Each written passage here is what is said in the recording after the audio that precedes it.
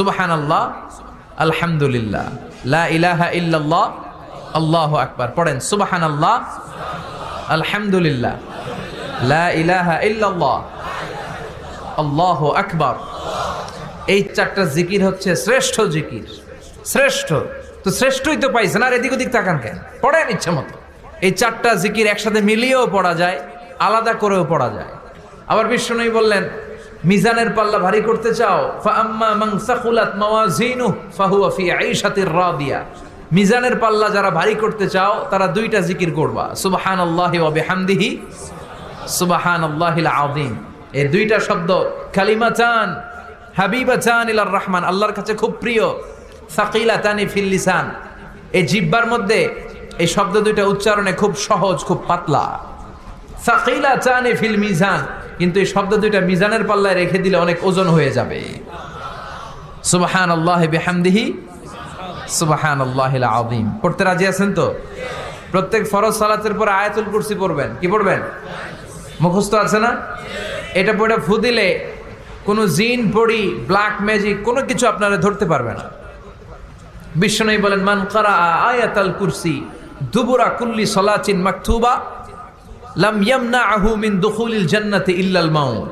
প্রত্যেক ফরজ সালাতের পরে কেউ যদি আয়াতুল কুরসি পড়ে, তার জান্নাতে ঢোকার ব্যাপারে আর কোনো বাধা নিষেধ থাকে না। একটা জিনিস ছাড়া, সুবহানাল্লাহ, আরেকটু পরে বল, একটা জিনিস ছাড়া, ইল্লাল মাউত, সেটা হচ্ছে মৃত্যু। লোকটা মরে না তাই জান্নাতে যায় না, মরলেই জান্নাতি। এবার সুবহানাল্লাহ। তাহলে প্রত্যেক ফরজ সালাতের পরে আয়াতুল কুরসির দরকার আছে না নাই? প্রত্যেক ফরজ সালাতের পরে সালাম ফিরিয়ে আওয়াজ করে পড়বেন আল্লাহু আকবার। 3 বার পড়বেন আস্তাগফিরুল্লাহ, আস্তাগফিরুল্লাহ, আস্তাগফিরুল্লাহ।